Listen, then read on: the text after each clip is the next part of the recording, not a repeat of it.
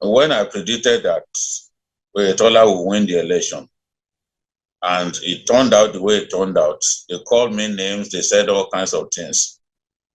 But as we can see, when the invalid votes were removed, it was still Oyetola that won, which means that I was vindicated at the end of the day because I didn't see him losing that election, you know.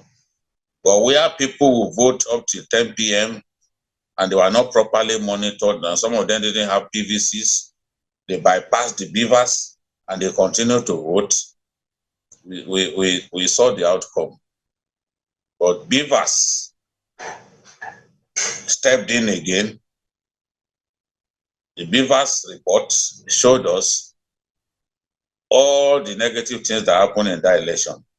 And it showed us that Oyetola was the winner when the invalid votes were deducted. He won the election by a fairly good margin. Are you looking at it from, okay? I have no regret predicting that Oyetola will win the election, and I still think that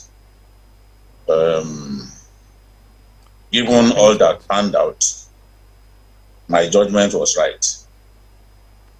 Right.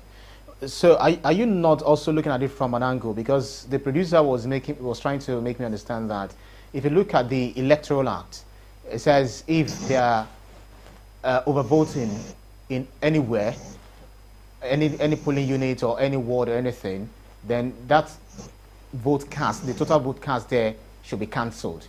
So if about 10 local governments are now cancelled, it means that some part of Osun State, out of the 30 local governments that we have in Osun State that elected their governor, have been disenfranchised. Could this be laid? Could this be an argument that could be laid in court? Well, the law is what it is. The law seeks to discourage rigging. If more than 10 local governments had been involved, then it would have been a basis for a rerun election. There are 30 or 31 local governments, I think, in Osun State. So 20 results from 20 local governments were used to determine the winner of the election. It's not the first time that has happened. It happened during the contest between Oyetola and Adeleke. And by the time invalid votes were deducted, Adeleke won. I think about 10 local governments were also similarly affected at that time. Can't remember whether it was 8 or 10, certainly between 8 and 10. So that's what the law says.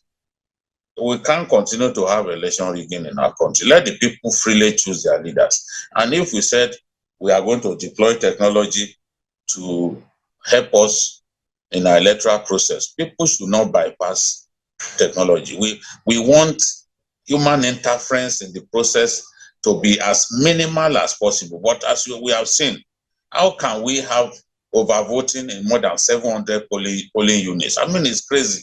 Let's tell ourselves the truth. More than 700 polling units, and both parties were involved. Both parties benefited from this overvoting.